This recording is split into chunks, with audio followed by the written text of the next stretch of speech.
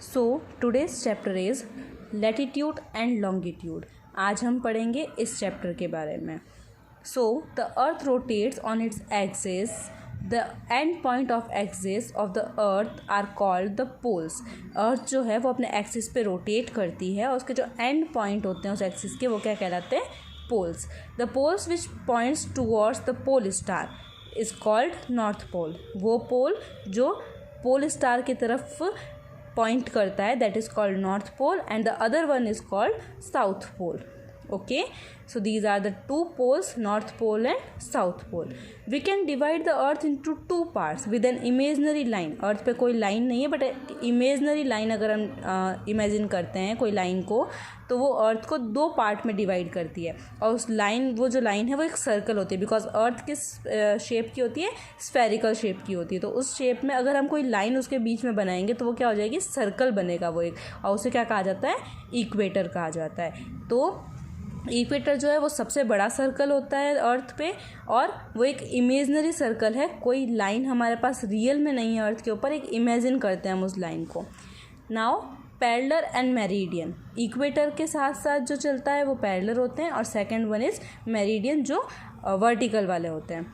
Parallels the imaginary lines running from west to east. वो imaginary line जो west से east की तरफ चल रही होती है that is called the parallels, जो कि इक्वेटर के साथ साथ चलती है, इक्वेटर के पैरेलल चलती है.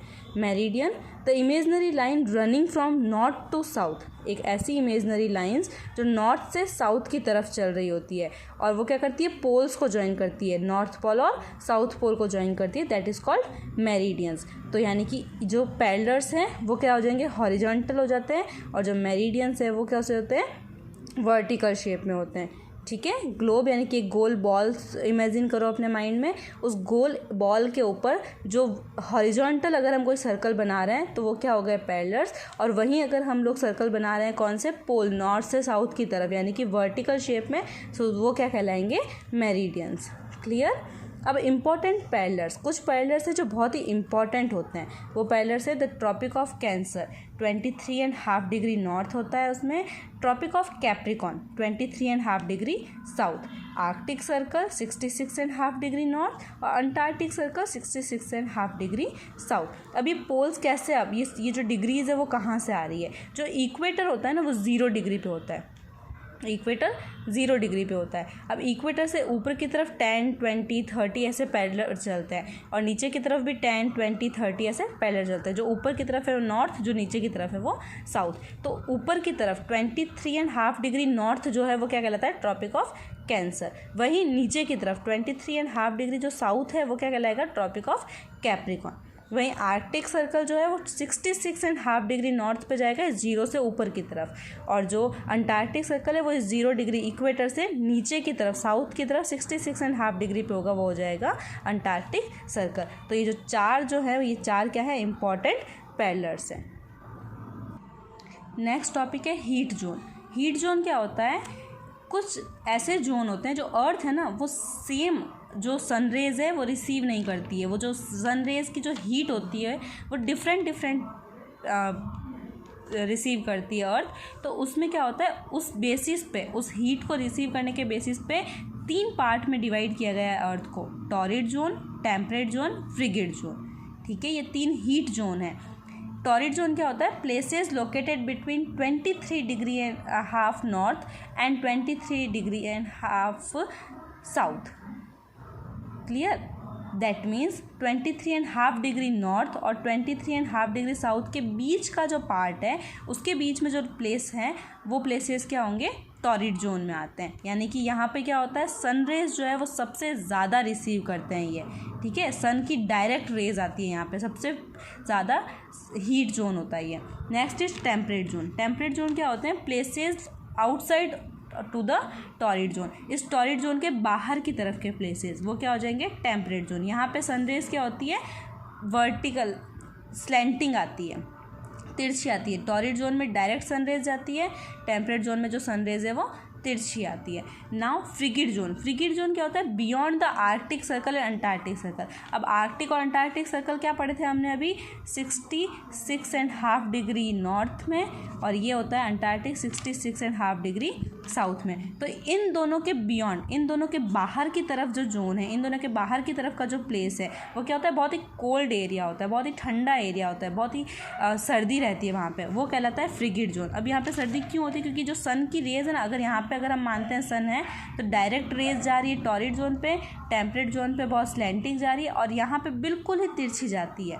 तो ये एरिया जो क्या हो गया, बहुत ही ठंडा होता है, क्योंकि यहाँ पे सन की जो हीट है, सन की जो गर्माहट है वो बहुत कम आती है। Clear. Now the earth rotates from west to east and complete a full circle of 360 degree. जो अर्थ है वो रोटेट करती है, कैसे, वेस्ट से ईस्ट की तरफ रोटेट करती है, और वो 360 डिग्री का एक सर्कल कंप्लीट करती है। और 360 डिग्री का एक सर्कल कंप्लीट करने में उसको 24 आवर लगते हैं, यानी कि पूरा दिन लग जाता है। ठीक है, तो अगर हम डिसाइड करें कि पर आवर 1 घंटे में वो कितना सर्कल घूमती है, 360 24 आवर में, तो 360/24, तो 15 डिग्री वो पर आवर में, 1 घंटे में पर आवर में जो अर्थ है वो 15 डिग्री रोटेट करती है। क्लियर। एक दिन में 24 घंटे में 360 डिग्री घूमती है वो, तो पर आवर 1 घंटे में वो 15 डिग्री रोटेट करती है। Next topic is about time. तो लोकल टाइम, सबसे पहले लोकल टाइम क्या होता है, the time according to the longitude. ठीक है, लॉन्गिट्यूड क्या होते हैं, जो अभी हमने पढ़े थे लॉन्गिट्यूड, मेरिडियन वाले जो होता, ये लॉन्गिट्यूड है, इनके अकॉर्डिंग जो टाइम है एक पर्टिकुलर प्लेस का, एक प्लेस का लॉन्गिट्यूड के अकॉर्डिंग टाइम क्या कहलाता है, लोकल टाइम, उस जगह का, पर्टिकुलर जगह का लोकल टाइम। ठीक है। स्टैंडर्ड टाइम क्या होता है, in every country of the world a more or less central meridian has been selected as a standard time। अब क्या होता है, सारी कंट्रीज़ में, सारी कंट्रीज़ जो है वर्ल्ड की, वहाँ पर एक फिक्स टाइम सेलेक्ट किया गया है। ठीक है, सबका अपना लोकल टाइम होता है, लेकिन उस लोकल टाइम के अकॉर्डिंग अगर हम लोग सब अपने अपने टाइम के हिसाब से चलने लगे, तो सोचो कि सारी जगहों पे जो एक फ़िक्स कोई चीज़ यूज़ करनी है, तो वो एक उस टाइम के अकॉर्डिंग कैसे सेट की जाएगी। जैसे कि अगर कोई ट्रेन का टाइम सेट करना है या किसी फ़्लाइट का टाइम सेट करना है, अब हर कंट्री का अपना अपना अलग अलग टाइम पीरियड चल रहा होगा, तो अकॉर्डिंग टू मी, मेरी कंट्री से वो जो ट्रेन है वो इस टाइम पे निकल रही है, लेकिन अगर वहीं वो दूसरी कंट्री वाले अपना टाइम यूज़ करेंगे तो उनके अकॉर्डिंग वो किसी और ही टाइम पे निकल रही है। तो टाइम एडजस्ट करने के लिए, मैनेज करने के लिए एक पर्टिकुलर टाइम पीरियड सेलेक्ट किया गया है सारी कंट्रीज़ के लिए, और उस टाइम पीरियड को कहा जाता है standard time. Clear. Now time zone, time zone क्या होता है, in such some countries large longitudinal extent, so number of the time zones are required. अब इसमें क्या होता है कि कई कंट्रीज़ ऐसी हैं जो बहुत ज़्यादा बड़े एरिया में फैली हुई है, उनका जो एक्सटेंट है वो ज़्यादा है। अब वहाँ पे आप पर्टिकुलर एक लोकल टाइम यूज़ नहीं कर सकते, ठीक है, क्योंकि उनका लॉन्गिट्यूड जो है वो चेंज हो रहा है, यहाँ वाले लॉन्गिट्यूड का टाइम चेंज हो रहा है, यहाँ वाले लॉन्गिट्यूड का टाइम चेंज हो जाएगा, क्योंकि वो बहुत बड़ा एक्सटेंट है। जैसे ही सन रेज, सन उसके, अर्थ जब उस सन के आसपास टर्न करेगी तो उसका टाइम पीरियड चेंज हो रहा है, तो उस पूरे कंट्री का एक टाइम सेट करना मुश्किल है, यानी कि वहाँ पर क्या होगा, उस कंट्री में बहुत सारे टाइम जोन डालने पड़ेंगे। ऐसी कुछ कंट्रीज़ हैं उस टाइम जोन के लिए, जो है रशिया, कनाडा, यूएसए और ऑस्ट्रेलिया। ऐसे और भी कई कंट्रीज़ होगी, स्पेशली फ़िलहाल हमारे पास ये 4 ऑप्शन है जिनके लिए बहुत सारे टाइम जोन यूज़ किए जाते हैं। क्यों किए जाते हैं, क्योंकि उनका लॉन्गिट्यूडनल एक्सटेंट जो है वो बहुत लार्ज है, बड़ा है। क्लियर। तो ये चैप्टर जो था लैटीट्यूड और लॉन्गिट्यूड, ये चैप्टर हमने इस वीडियो में कवर किया है। If you have any doubt you can ask me.